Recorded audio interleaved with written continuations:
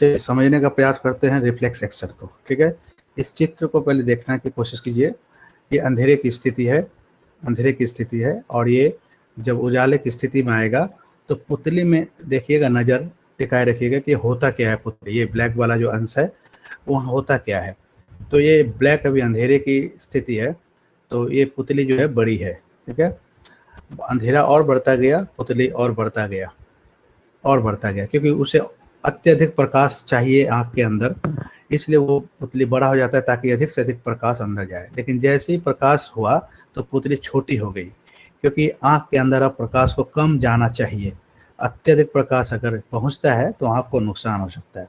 तो ये पुतली का छोटा बड़ा होना यानी प्रकाश की तीव्रता पर ये कंट्रोल जो पुतली है खुद ब खुद कर लेती है। दूसरा एक चित्र देखने का प्रयास करते हैं। ये छींक का आना, यह भी जो है हमारे अनैच्छिक क्रियाएं हैं जो अचानक होते हैं। और एक चित्र देखते हैं, हृदय की धड़कन। यह भी हमारे इच्छा पर निर्भर नहीं है, ये भी अनैच्छिक क्रिया हैं। ये जितने भी आप क्रिया देखें सब अनैच्छिक है, हमारे ना चाहने पर भी क्रियाएं होती रहती है निरंतर। ये अनैच्छिक क्रिया सब है। ठीक है, तो इन सभी क्रियाओं में कुछ कॉमन बात है, कुछ समानता है, और कुछ हम लोग देखते हैं असमानता भी है। तो समानता देखिए क्या है, ये तीनों जो क्रियाएं हुई है इसमें ये पहला दो वाले में उद्दीपन के प्रभाव से हुआ है, स्टिमुलेंट के प्रभाव से हुआ है। लेकिन तीनों में एक जैसी बात है कि ये अनैच्छिक क्रिया, ये अनैच्छिक क्रिया है, ये हमारे चाहने पर नियंत्रण नहीं है, अर्थात इनवॉलेंटरी रिस्पॉन्स है टू ए स्टिमुलेंट, है ना। लेकिन सिर्फ स्टिमुलेंट की अगर बात लेते हैं, उद्दीपन की बात लेते हैं, तो हार्ट बीट जो है वो उद्दीपन पर प्रभावित नहीं है। ये दोनों जो है बाह्य उद्दीपन के असर से हुआ है, आंतरिक उद्दीपन के असर से भी होता है, लेकिन हार्ट बीट किसी प्रकार के उद्दीपन से प्रभावित नहीं है बस। लेकिन तीनों में समानता है कि ये अनैच्छिक क्रिया है, निरंतर चलते रहता है। तो डिससिमिलरिटी यही है कि आँख का पुतली का बड़ा छोटा होना, छींक का आना, ये सब उद्दीपन के प्रभाव से होते हैं, जबकि हार्ट बीट, डाइजेशन ये होते हैं लेकिन उद्दीपन के प्रभाव से नहीं होते हैं, यह भी स्वतः ही चलता है। तो इन सभी क्रियाओं को हम क्या कहेंगे? इन सभी क्रियाओं को हम कहेंगे प्रतिवर्ती क्रिया, अर्थात केंद्रीय तंत्रिका तंत्र द्वारा यानी रीढ़ रज्जु द्वारा, मस्तिष्क द्वारा, है ना, स्वतः यानी अपने आप नियंत्रित होने वाली अनैच्छिक क्रिया, देख सकते हैं अनैच्छिक क्रिया को प्रतिवर्ती क्रिया कहते हैं। अब कॉन्सेप्ट क्लियर हुआ होगा कि प्रतिवर्ती क्रिया क्या है। चलिए आगे बढ़ते हैं, ये काम कैसे करता है थोड़ा देखेंगे। उससे पहले हम लोग देख लेंगे कि ये प्रतिवर्ती क्रिया जिसके वजह से रीढ़ रज्जु में घटना घटती है वह है रिफ्लेक्स आर्क। जो बगल में आपको चित्र दिख रहा है रिफ्लेक्स आर्क, वो होता कहाँ है हमारे शरीर में? तो होता ये हमारे ब्रेन में नहीं बल्कि रीढ़ रज्जु में होता है। तो रीढ़ की हड्डी में आप ध्यान देखिए वो कहाँ स्थित होता है। रीढ़ की हड्डी में कई ब्लॉक्स हैं, इस तरह से किसी एक ब्लॉक से पे नज़र रखिए, देखना है हमें कि ये रिफ्लेक्स आर्क हमारे रीढ़ रज्जु में कहाँ मौजूद है। ठीक है, तो ये हमारे रीढ़ रज्जु का स्ट्रक्चर है, बनावट है, और एक अंश को उससे निकाल करके यहाँ आपको दिखाने का प्रयास, और आप देख सकते हैं ये है आपका रिफ्लेक्स आर्क, जिसमें कुछ तंत्रिकाएं निकली हुई है, मोटर नर्व, सेंसरी नर्व, ये आपको दिख रहा है, यही यहाँ पर दिख रहा होगा आपको। ठीक है, तो ये है रिफ्लेक्स आर्क, और ये काम कैसे करता है चलिए आगे बढ़ते हैं, थोड़ा उसको देखते हैं।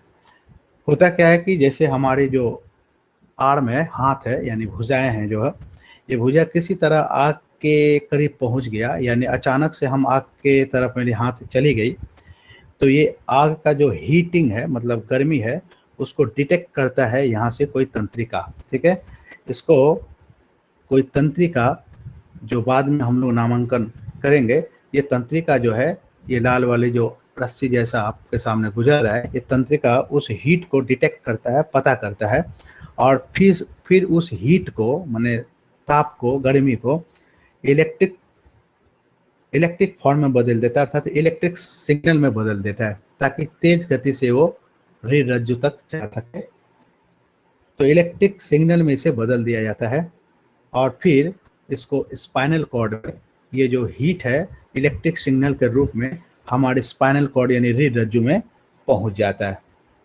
ये आप देख सकते हैं कि ये एक सिंगल न्यूरॉन है, एक सिंगल न्यूरॉन है, यानी एक तरह का कोशिका है हमारे शरीर की। ये इतनी लंबी कोशिका आप देख सकते हैं, इसीलिए पहले भी चर्चा किए हैं कि न्यूरॉन जो है हमारे शरीर की सबसे लंबी कोशिका होती है, longest cell in our body. ठीक है, अब ये जो लंबी जो कोशिका है हमारे शरीर की, ये उद्दीपन को तो ग्रहण करके ले गया, रीढ़ रज्जु में पहुंचा दिया, लेकिन यहाँ से ये उद्दीपन ब्रेन तक पहुंच जाता है।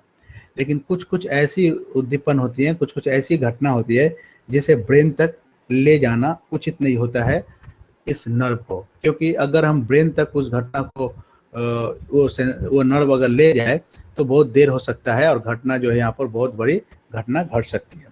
कुछ कुछ ऐसी क्रियाएं होती है इसका रिस्पॉन्स तुरंत देना जरूरी होता है, तो उसको नर्व जो है, न्यूरॉन जो देख रहे हैं हम लोग, ये न्यूरॉन जो है ये स्पाइनल कॉर्ड से करवाते हैं, ब्रेन में नहीं भेजते हैं, क्योंकि ब्रेन एनालिसिस करके उसका रिजल्ट देगा तब तक देर हो जाएगा।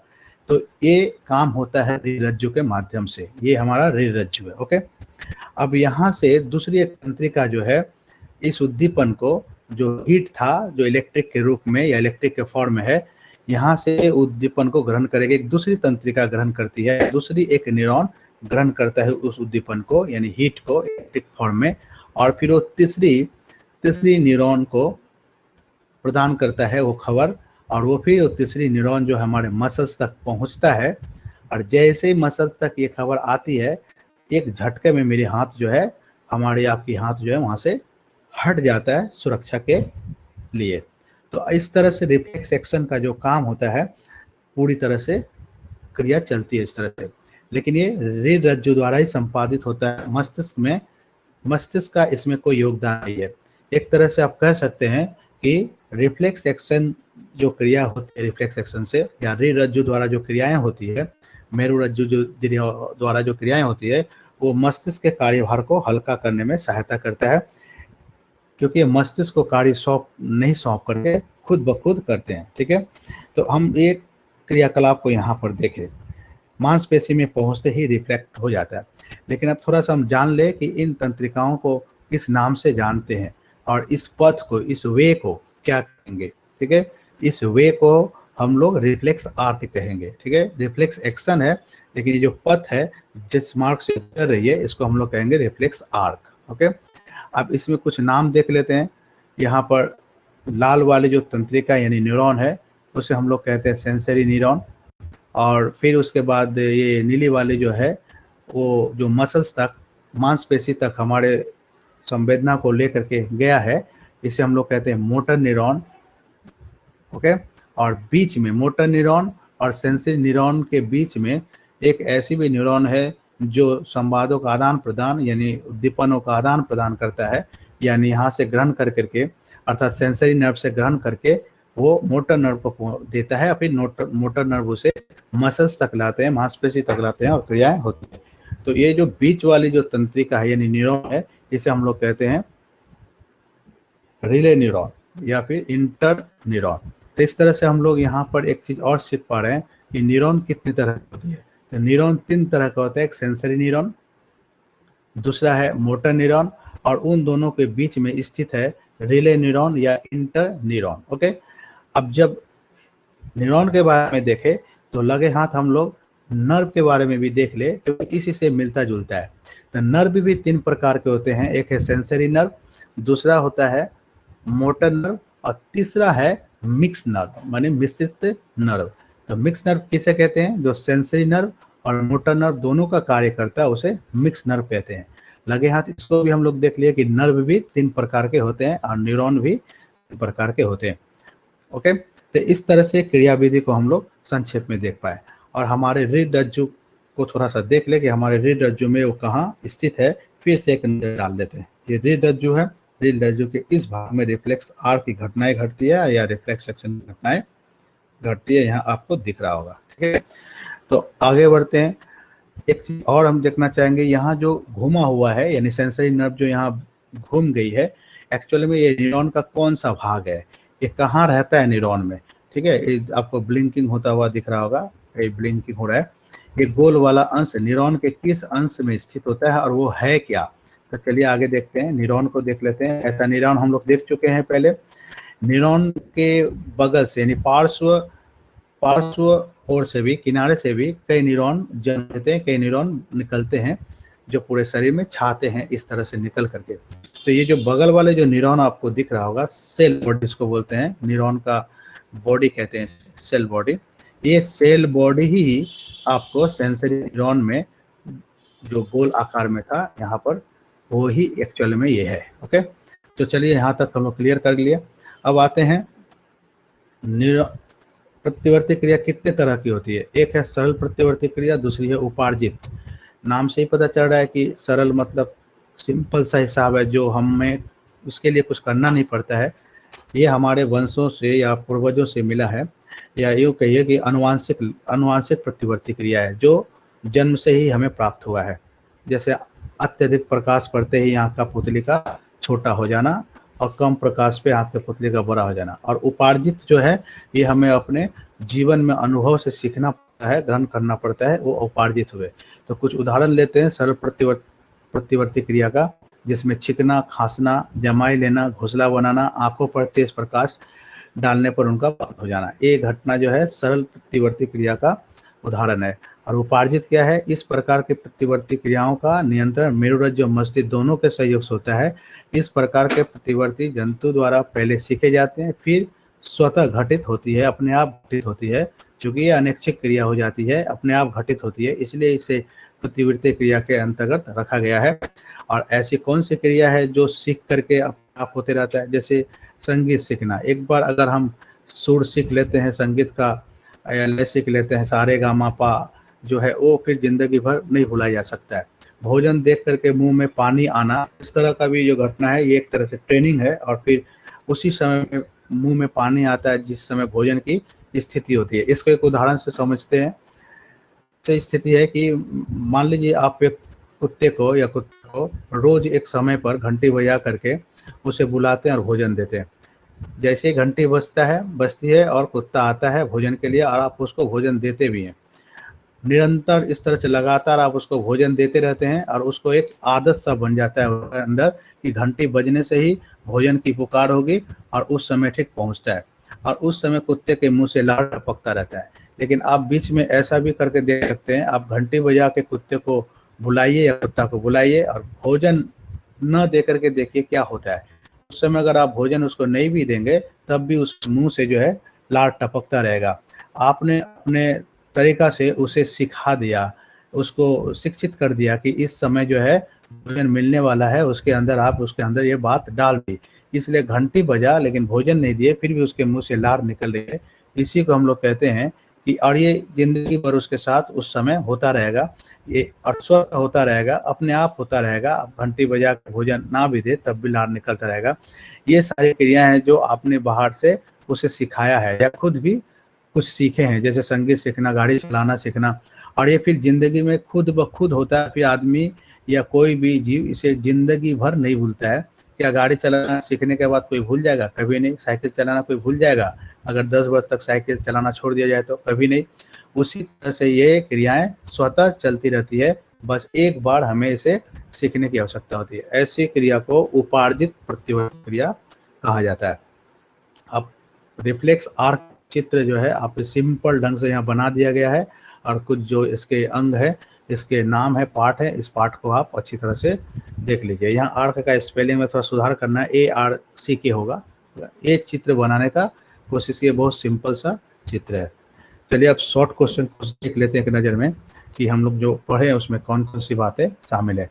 सबसे पहली बात तो हम पूरा जिस्ट लेते हैं, पूरे पाठ का अब तक जो पढ़े हैं वो एक नज़र में देख लेते हैं। तंत्रिका तंत्र दो तरह की होती है, केंद्रीय तंत्रिका तंत्र, परिधीय तंत्रिका तंत्र। और एक तंत्रिका तंत्र बताया था आपको, स्वायत्त तंत्रिका तंत्र, वो भी यहाँ मिलेगा, लेकिन हम परिधीय तंत्रिका तंत्र से के साथ उसको जोड़ करके यहाँ रख रहे हैं। उस कोई प्रॉब्लम नहीं है। तो केंद्रीय तंत्रिका तंत्र किससे मिलकर बना होता है? मस्तिष्क और रीढ़ रज्जु। ओके, मस्तिष्क रीढ़ रज्जु से मिलकर बना होता है केंद्रीय तंत्रिका तंत्र, जो यहाँ आपको दिख रहा है मस्तिष्क और फिर ये रीढ़ रज्जु। और आते हैं परिधीय तंत्रिका तंत्र में एक देहिक लेते हैं। देहिक तंत्रिका तंत्र की स्थिति हमारे शरीर में कहाँ है और इसका क्या कार्य है, आप आसानी से समझ सकते हैं। देखिए हमारे शरीर में ये पैर और हाथ के चारों तरफ फैला हुआ है ये देहिक तंत्रिका, ठीक है। चारों तरफ चूंकि फैला है इसलिए परिधीय तंत्र के अंतर्गत इसे रखा गया है। और देखिए ऐसे जगह में यह है जहाँ पर ये स्वतः काम नहीं करेगा, ये इच्छा पर निर्भर करेगा। जैसे पैर का हिलना, हाथ का हिलना, ये हमारी इच्छा पर निर्भर है।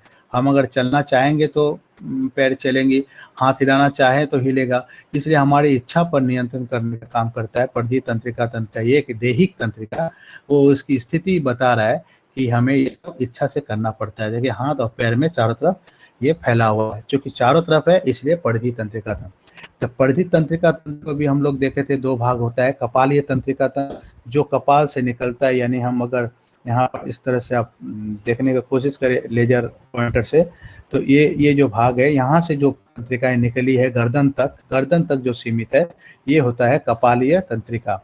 और फिर रीढ़ रज्जु माने गर्दन से नीचे जैसे ही आते हैं, ये रीढ़ रज्जु से जितनी तंत्रिकाएं निकलती हैं वो हो जाता है मेरु तंत्रिकाएं। देख सकते हैं आप यहाँ पर मेरु तंत्रिका की स्थिति।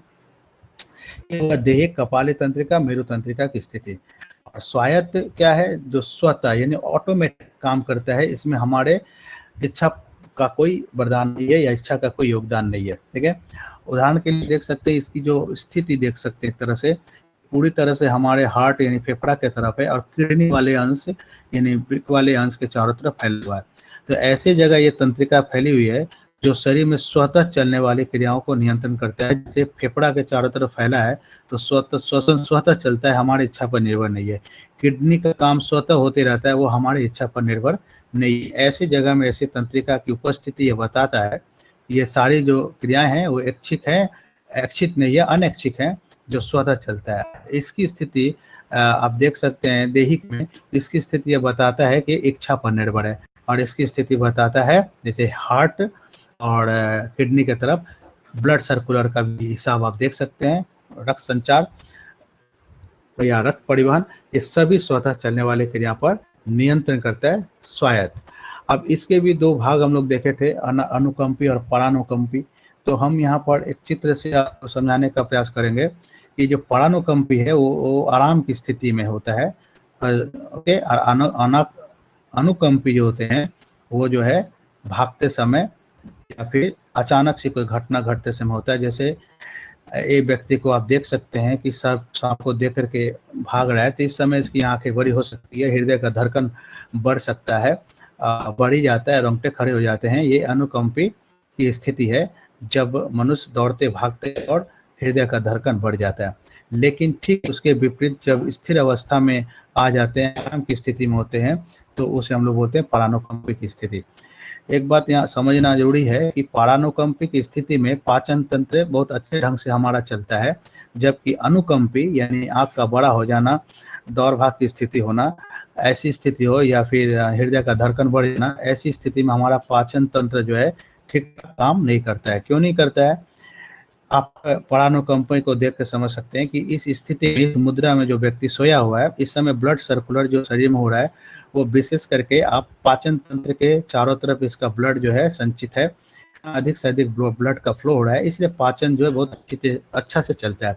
लेकिन जब मनुष्य दौड़ता भागता है तो अधिक से अधिक ब्लड का जो परिवहन है हाथ पैर के तरफ हो जाता है और पाचन तंत्र दूर हट जाता है, ब्लड कम हो जाता है। इसलिए इस स्थिति में पाचन वाचन जो है, पाचन की जो स्थिति है वो अच्छी नहीं रहती या कम हो जाती है।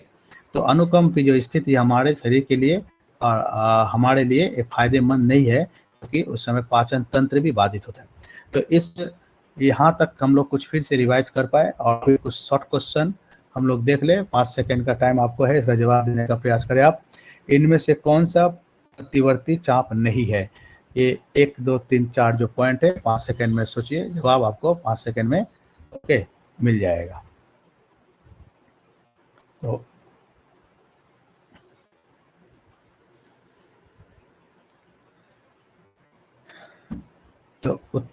उत्तर 4 नंबर, ग्राह्य अंग, संवेदी तंत्रिका, तंत्रिका केंद्र, चालक तंत्रिका, फिर जाकर के प्रभावी अंग जिसको मसल्स कह रहे थे हम लोग। ऐसी जो रिफ्लेक्सेशन की क्रियाएं होती है। नंबर 2, संवेदी अंगों द्वारा संवेदना मस्तिष्क तक पहुंचाई जाती है या फिर रीढ़ रज्जु तक पहुंचाई जाती है।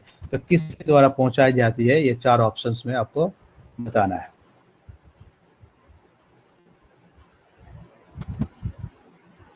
उत्तर है संवेदी तंत्रिका यानी sensory nerve, okay, sensory neuron, जिसके द्वारा संवेदी जो है संवेदी अंगों से सूचनाएं जो है मस्तिष्क या रीढ़ रज्जु तक पहुंचती है। और चालक तंत्रिका क्या करता है, उन उद्दीपन को मसल्स तक वापस लाता है, जहां प्रभावी अंग है, जहां पर प्रभाव दिखाना है अंग को, वहां तक लेकर के आता है। अगला क्वेश्चन है संवेदी न्यूरॉन का अन्य नाम। संवेदी न्यूरॉन का एक और नाम है यहाँ एफरेंट नर्व या गैंग्लियन या न्यूरिलेमा। तो इसका जवाब है एफरेंट नर्व, ओके, वो ए से होगा और एफरेंट ई से है। सेंसरी न्यूरॉन और मोटर न्यूरॉन के बीच में संयोजक का कार्य करता है एक और न्यूरॉन है जो ये 2 न्यूरॉन के बीच में उपस्थित रहता है, उसको हम लोग कहते हैं, इनमें से कौन सा है? तो उत्तर है रिले न्यूरॉन, ठीक है, रिले न्यूरॉन या इंटर न्यूरॉन भी हम लोग इसका नाम दिए थे। आगे और प्रश्न लेते हैं।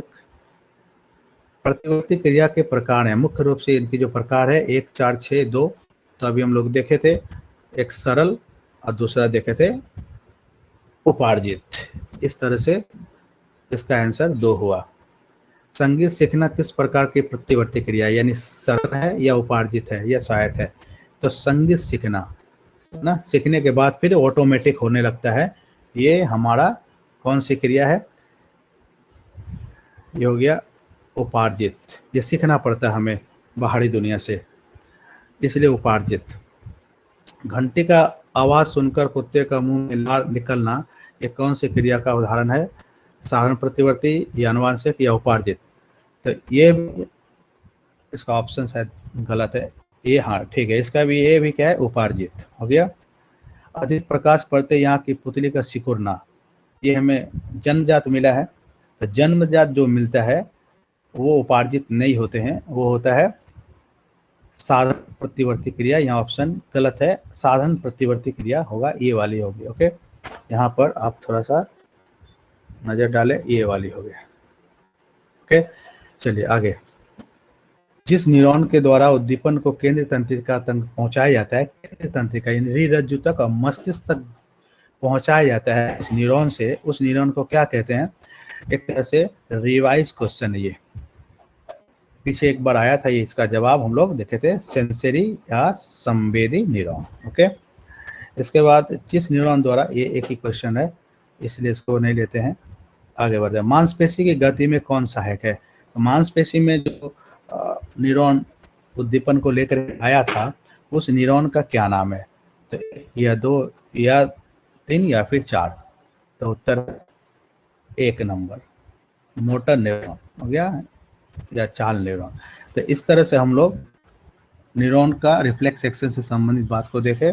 और आप मानव मस्तिष्क के बारे में वीडियो डाल चुका हूँ ऑलरेडी, लेकिन इन विषयों पर थोड़ा सा आप गौर कर लीजिए इसको।